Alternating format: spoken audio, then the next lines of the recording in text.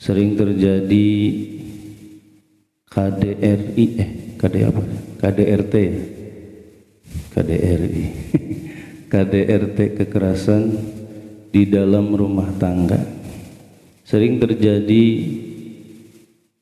penyimpangan kekerasan yang dimana ini sudah di luar batas ya. Walaupun di samping itu sebagian ulama di mana di sini Syekh Imam An-Nawawi mengatakan di dalam kitabnya yajuju li zauji ayadriba zaujatahu, diperbolehkan kepada suami ayadriba zaujatahu, memukul istrinya, tetapi dengan syarat-syarat itu.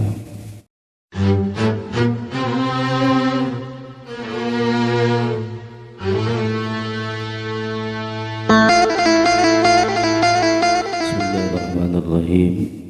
Assalamualaikum warahmatullahi wabarakatuh. Alhamdulillahirabbil alamin wal 'aqibatu lil muttaqin wala 'udwana illa 'alal zalimin. Salatu wassalamu ala asyrafil anbiya'i wal mursalin sayyidina wa maulana Muhammadin wa ala alihi wa ashabihi ajma'in. Amma ba'd, fa ya ayyuhal hadirun wal hadirat rahimakumullah, ittaqullaha haqqa tuqatih wa la tamutunna illa wa antum muslimun. Faqad qala Allah ta'ala fi kitabihil karim wa huwa asdaqul qailin. A'udzu billahi minasy syaithanir rajim. Bismillahirrahmanirrahim. Ya ayyuhalladzina amanu taqullaha wal tanzur nafsum ma qaddamat lighad wattaqullaha innallaha khabirum bima ta'malun. Al-ayah. Wa qala an-nabiy sallallahu alaihi wasallam man kharaja fi talabil ilmi fahuwa fi sabilillahi hatta yarji'a. Sadaqallahul azim wa sadaqa rasuluhun nabiyyul habibul karim wa nahnu ala dhalika minasy syahidin wa syakirin walhamdulillahi rabbil. Hadratul kiram muhtaram, saya hormati Bapak DKM serta jajarannya, para asatidz, para hujjaj, seluruh jamaah Masjid At-Taqwa yang mudah-mudahan kita semuanya selalu dijaga, dipelihara oleh Allah Subhanahu wa ta'ala.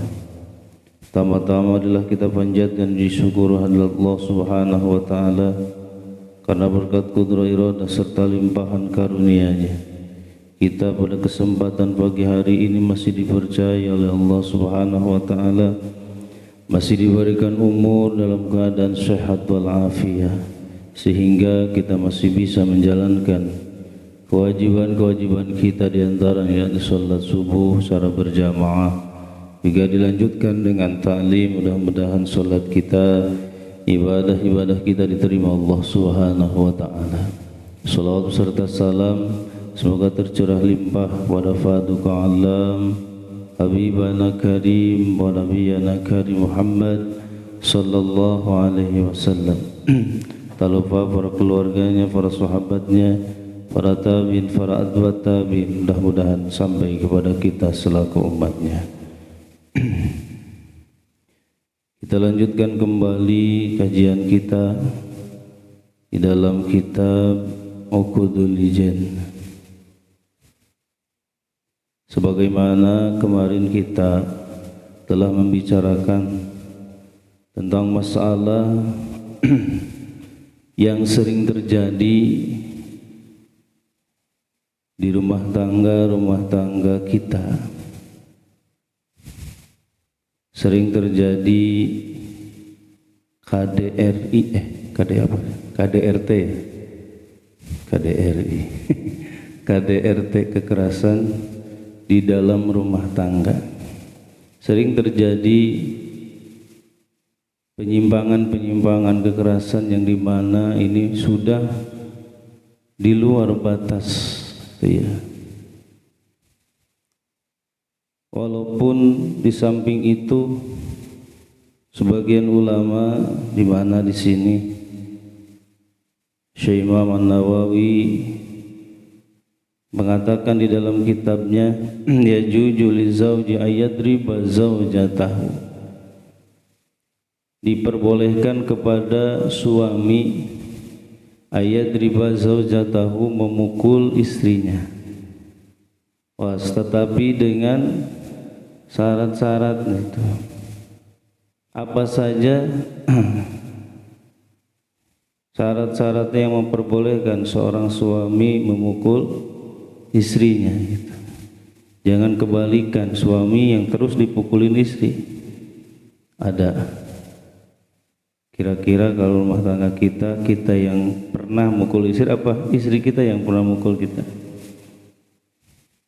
Enggak pernah, dua-duanya. Alhamdulillah, Masya Allah, berarti dua-duanya pada soleh dan soleha, sudah ngamalin hadis-hadis yang kemari, sabar ya. Hadis yang kemari apa? Sabar. Yang pertama, boleh suami memukul istri ala tarkil zinati wa huwa yuriduha, ketika suami menginginkan seorang istri, menginginkan istrinya berhias, bersolek, tetapi istrinya itu meninggalkan berhias, ya. Maka dalam kondisi itu boleh seorang suami memukul istrinya, tetapi dengan catatan ad-darbu ghairul mubarrih. Ya, kemarin sudah dikatakan. Jadi mukulnya itu mukul yang tidak menyakitkan atau sampai merusak anggota tubuh, membuat cacat, atau yang dipukulnya itu daerah muka, itu tidak boleh, larangannya gitu. Awas. Karena normal manusia itu pasti memiliki marah, ya, sifat marah juga ada, pemaaf, riang, gembira dan sebagainya. Pasti dalam satu kondisi kita pernah marah gitu, pasti gitu. Tetapi ketika kita bisa menahan, nah ini marah, ketika kita marah berarti kita termasuk orang-orang yang hebat, itu ya. Jadi yang disebut orang hebat, orang kuat, orang gagah itu yaitu orang yang bisa menahan amarahnya, tidak sampai terluapkan gitu ya, terlampiaskan, atau sampai mengakibatkan orang lain terluka gitu. Berarti kita termasuk orang hebat, orang kuat. Itu yang pertama. Ketika suami menginginkan istrinya itu berhias, bersolek, tetapi si istrinya itu tidak mau berhias. Tapi kadang ada alasan lain, tidak mau berhias karena tidak ada alat untuk berhiasnya gitu ya, Bu. Bu. Ya iya kan, karena yang sering kita lihat apalagi di televisi, di media sosial sekarang gitu, atau di gadget kita, yang kelihatan itu perempuan yang molek-molek, cantik-cantik ya, betul gak? Ya biasanya yang muncul kan artis India, artis Cina dan sebagainya, yang ya Allah katanya gitu ya, katanya benar apa enggak? Pas ngelihat istri kita, waduh, Insya Allah seperti itu ya. Nah, makanya harus apa? Harus ada alat sebelumnya gitu.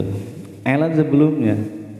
Jangan sampai kita menyuruh berhias tetapi alat untuk berhiasnya tidak ada. Makanya nah kalau kita menginginkan istri kita berhias bersolek, kalau bahasa Inggris mah gelis, beliin alat-alat kecantikannya gitu. Ya modalin, dan juga jangan yang abal-abal gitu ya, sekali pakai langsung rusak kan. Mukanya kan ada sekarang ya, Masya Allah. Jangan sembarangan beli kosmetik kan gitu. Sebagainya udah. Yang kedua, alasan bolehnya suami mukul istri, watarkil ijabati ilal firas. Ya, watarkil ijabati ilal firas. Jadi istri kita itu ketika kita ajak untuk berhubungan badan, menolak gitu ya. Awas, dalam tanda kurung istri kita tidak dalam keadaan haid. Tapi kalau menolak dalam keadaan haid itu mah boleh gitu ya. Makanya tanya dulu, Bu, lagi halangan apa enggak gitu. Itu ya. Jadi tanya dulu, jangan main hantem baik. Tanya dulu, suka ditanya enggak, Bu? Oh, enggak. Tanya dulu ya, tanya dulu istri kita. Dan seorang istri harus jujur ketika mengatakan haid atau tidak haidnya. Awas ini ya, jangan jadi alasan. Oh, maaf Pak, masih halangan, malam Jumat itu halangan lagi gitu. Masa setiap malam Jumat halangan terus kan gitu. Oh, jangan dibikin alasan, harus jujur. Jujurlah padaku gitu bahasanya. Bisa? Itu. Jadi ketika diajak berhubungan badan istri kita menolak gitu ya, dalam bahasa tidak ada halangan, maka seorang suami boleh memukul istrinya gitu.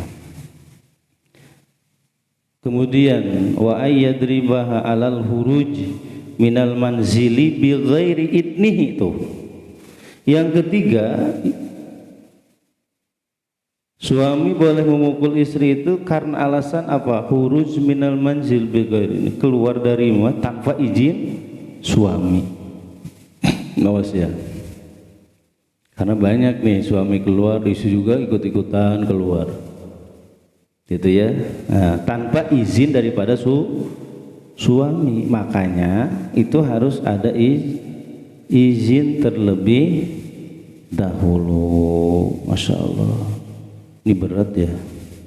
Ini ya Bu ya. Jadi minta izin dulu. Kalau kemana-mana harus minta izin terlebih dahulu dari suami kita. Tuh.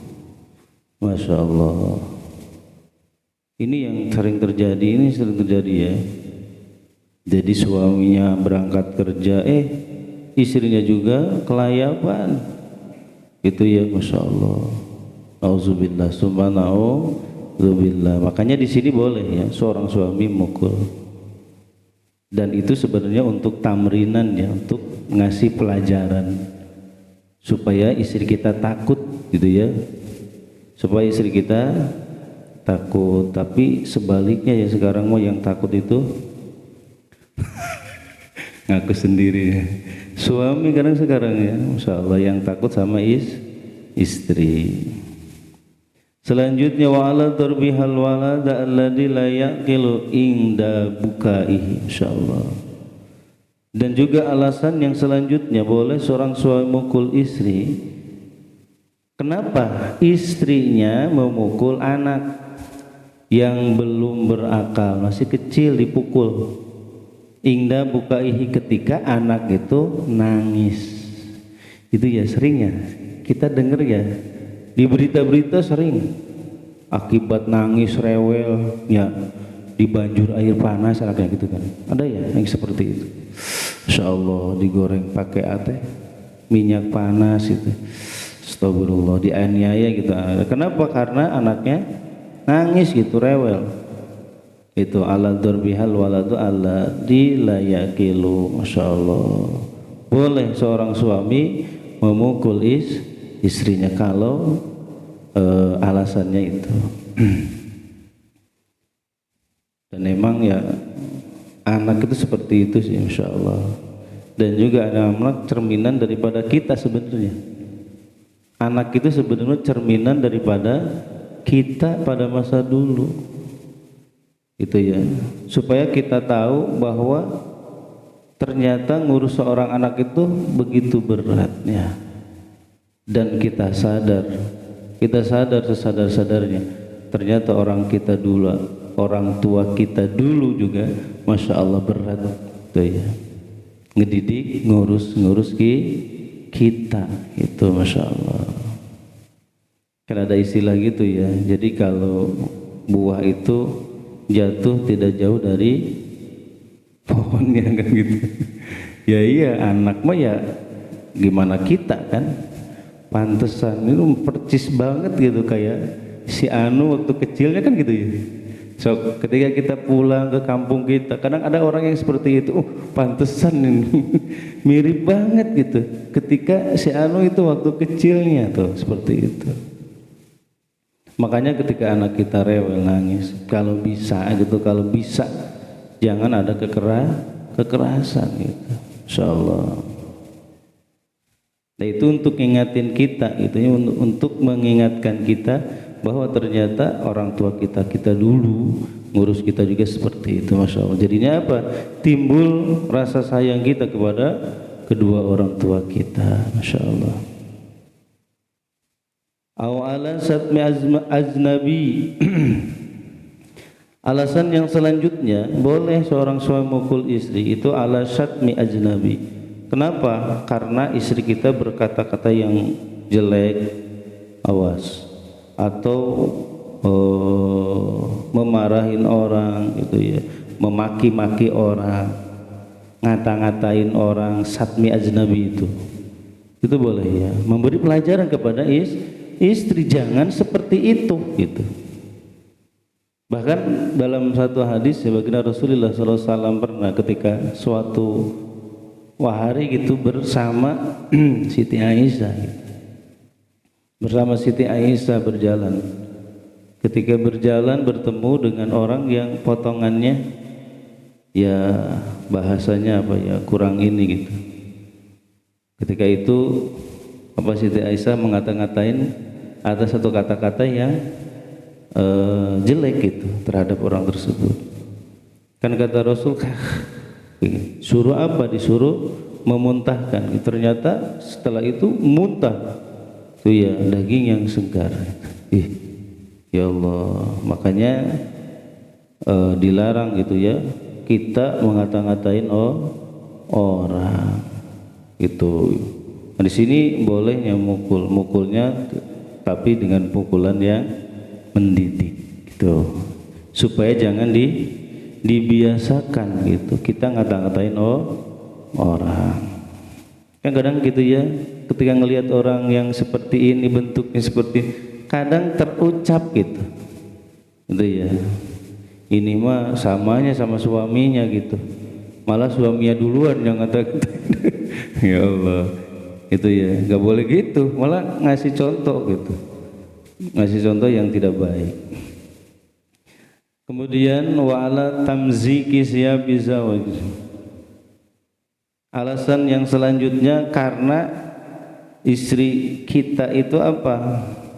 Menghancurkan baju kita gitu, disobek-sobek gitu. Nggak tahu ada masalah apa gitu ya, sampai disobek-sobek. Awas ya, kalau tanpa ada alasan tiba-tiba disobek-sobek dan sebagainya, itu ya marah sama kita atau bagaimana, itu boleh ya. Tapi kalau bahasanya tiba-tiba begitu, ternyata itu ada alasan gitu.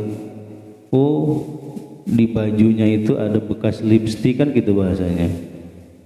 Itu ya, mas hati-hati nih. Atau apa ya? Ada benda-benda perempuan lain lah bahasanya gitu, ada rambut dan sebagainya. Insyaallah mungkin pernah lah yang terjadi seperti itu ya kadang. Kadang ketika mau nyuci, wah ini bau parfum perempuan gitu. Pernah nggak Bu kira-kira Bu? Bu, gitu ya. Ketika mau nyuci, waduh, ini baunya beda nih ya. Oh wangi-wangi bagaimana gitu. So, seperti itu. Ya wajar lah, sifat manusia ada cemburu. Berarti semakin besar cemburunya, berarti semakin besar rasa cinta ya. Masya Allah. Udah terusin. Wa ahli lihyati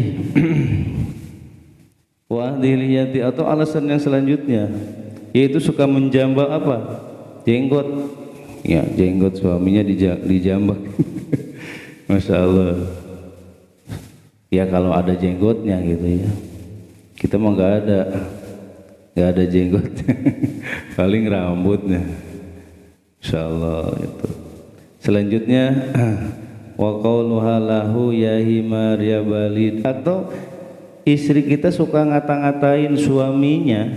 Ya, istri suka ngata-ngatain suami dengan kata-kata yang tidak baik. Seperti apa? Ya himar, ya balid. Hei si himar, dasar si himar gitu. Dasar orang bodoh kan gitu. Kadang seperti itu ada yang seperti itu ya. Iya, Masya Allah, sifat apa ya? Ini nih kata-katanya itu Masya Allah. Makanya dalam satu hadis pernah ya baginda Rasul ditanya, itu su'ilan Nabi sallallahu alaihi wasallam an aksari ma yudhilun nasan nar. Pernah satu ketika baginda Rasul ditanya oleh para sahabat, wahai baginda Rasul, apakah sesuatu apakah yang banyak menyebabkan manusia masuk ke dalam neraka gitu ya, hal-hal apakah lah gitu, hal-hal apakah yang banyak membuat manusia itu masuk ke dalam neraka? Qala, kata Rasul, al-famu wal farz. Kata Rasul ada dua hal, satu mulut, kedua kemaluan, farji. Itu dua hal itu yang bisa atau paling banyak yang menyebabkan manusia masuk ke dalam neraka. Al-famu pertama, mulut. Wah ini gitu kan, setajam-tajamnya pedang ketika mengenai tubuh paling ya luka di luar, tetapi kalau lidah, kalau mulut nih yang tajam, apa yang sakit? Luka dalam hati, betul gak? Kalau hati sudah tersakiti itu ya, sampai orang mengatakan sampai mati pun tidak akan aku maafkan, sampai begitu. Kenapa? Karena tajamnya mulut. Karena kata Rasul banyak sekali dari mulut. Nah, makanya kepada para ibu-ibu, awas ya, hati-hati jaga mulut. Ya Ustaz, alhamdulillah saya emang nggak pernah ngomong. Ya iya, mulutnya kan tangan. Ya sekarang mah mulut diem, tangan yang ngoprek. Ngoprek apa? Bikin status, nyindir orang kan itu. Ya, suka bikin begitu gak Bu? Enggak ya, insya Allah enggak. Punya HP nyindirin orang, pas status nanti gitu. Oh, yang nyindirin orang suami dikata-katain itu. Harus hati-hati deh, hati-hati ya Allah. Iya, yang jadi masalah nanti kebacanya sama mantannya kan gitu. Mulai dah. Kalau udah kebaca sama mantannya kan, waduh ini kenapa ya mantan saya ini tuh masalah tuh kan, tiba-tiba ya seperti itu. Ada hal-hal yang tidak diinginkan nantinya gitu. Nauzubillah, subhanallah. Makanya hati kalau mau curhat langsung sama Allah Subhanahu wa ta'ala, langsung Bu ya. Kalau mau curhat kapan Ustaz? Jam 12 malam atau jam 1, jam 2 malam. Bangun Bu, iya bangun, tahajud, sok nangis di hadapan Allah Subhanahu wa ta'ala. Nangisin, curhatin semua keluh kesah kita. Jangan ditempel di status.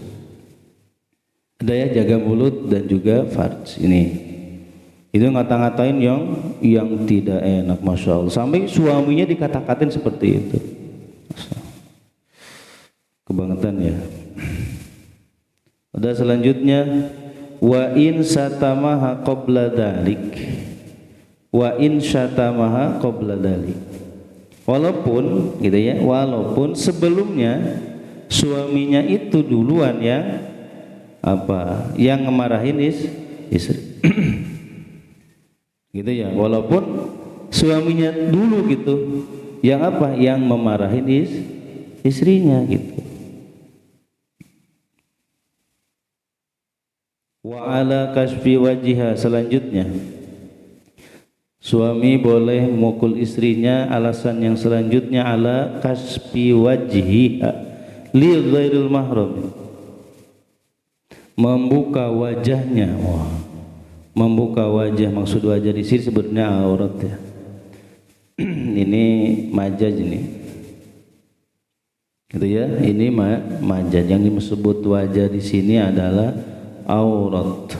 Jadi istri membuka auratnya lil ghair mahram, di selain yang mahram, di depan yang bukan mahramnya.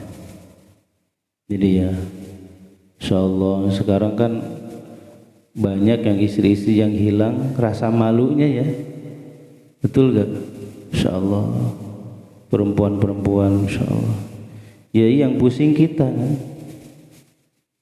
Betul gak? Ini bapak-bapak bener kan ini? Iya, yang pusing kita Pak ya. Yang pusing kita gitu, kalau ngelihat yang seperti itu pusing kitanya gitu.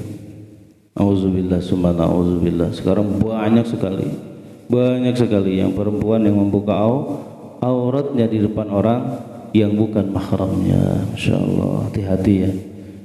Ada lagi nih mas, suaminya malah dia nyuruh. Auzubillah. Ini dayus ini mah ya. Jadi ketika istrinya membuka aurat, anak perempuan yang membuka aurat di depan umum, itu ya dibiarin saja gitu ya. Insyaallah tidak pernah gitu ngelarang sebagainya, apalagi mukul gitu ya. Untuk apa? Ngajarin dia sampai aja jangan sampai membuka aurat di depan umum, itu hukumnya dayusnya. Orang itu dayusnya. Sampai-sampai di dalam pintu surga ada tertulis anta haramun ala dayus, engkau haram bagi dayus. Itu dayus seperti itu. Maka hati-hati Pak ya. Hati dilihat anak-anak kita, ya Allah pakai pokek itu. Pokek itu apa sih? Ya iya, celana yang begitu teh, celana yang kecilnya yang membuka pahanya dan sebagainya. Insyaallah sekarang seperti itu ya. So, ngeri. Selanjutnya takallama ma'azlam, atau istri kita itu atau istri-istrinya itu berbicara dengan orang lain. Itu ya, berbicara, ngobrol, itu takalam itu ya. Takalam itu ngobrol sama orang lain. Ini hati-hati. Iya, insyaallah ngobrol sama orang lain. Atau takallama ma'azauj liyasma'al ajnabi, atau ngobrolnya mah sama kita tapi dikerasin volumenya supaya orang lain denger. Aduh, ada-ada aja ini perempuan ya. Gitu akalnya. Itu seperti itu. Ngobrolnya sama kita tapi dikerasin gitu supaya yang denger itu sebenarnya tujuannya itu orang lain. Nah, itu kalau keadaan seperti itu boleh kita mukul istri kita. Tamrinan ya, awas, untuk memberi pelajaran atau peringatan kepada istri kita bahwa itu tidak boleh dan dilarang oleh syara. Enggak boleh, itu dilarang. A'ta'iha min baitihi ma lam tazuril 'adat bi'ita'ihi. Nah, ini awas nih. Atau istri itu memberikan sesuatu nih min baitihi, dari rumah suaminya. Mas ya. malam tazuril adat bi'itohi, yang di luar kebiasaan adat, maksudnya untuk diberikan, maksudnya yang di luar adat. Makanya kalau kita ngasih kepada siapapun itu tetap harus minta izin dulu, minta izin terlebih dahulu kepada suami, itu ya. Gitu nggak Bu? Ini soalnya ini bagian ibu-ibu nih. Kalau ngasih yang minta-minta itu izin dulu nggak Bu? Enggak Ustaz, kan ini mah uang saya kan. Ini mah kalau harta benda milik suami. Awas, tetap harus izin terlebih dahulu. Jangan main ini wae, jangan gitu. Kita mau apa, istri-istri suka apa, tahu baik ya tempat nyimpan uangnya, sinyalnya kuat nih, tahu baik tempat nyimpan uang kita. Ya Allah, di sini di situ tahu gitu. Masya Allah. Tetap harus ada apa, izin terlebih dahulu.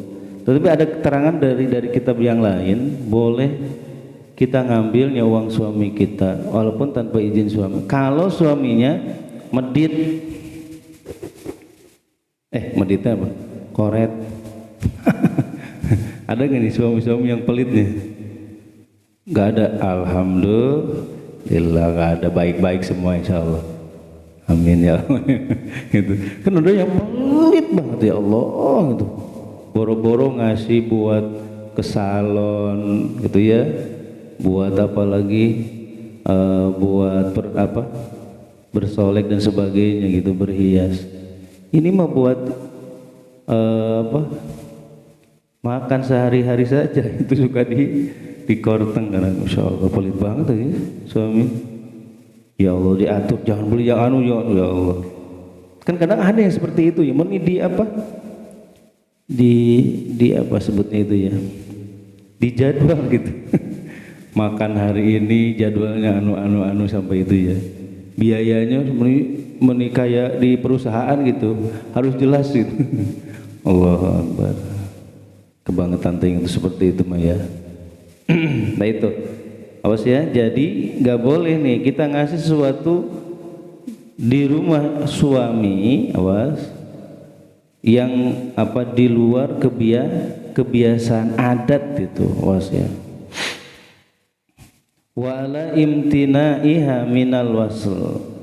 Alasan yang selanjutnya, suami boleh mukul istri untuk memberikan pelajaran kepada istri ketika istri kita menolak ketika diajak untuk bersilaturahim.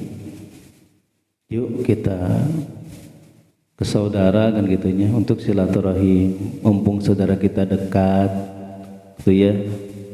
Nah, kalau yang jauh kan kita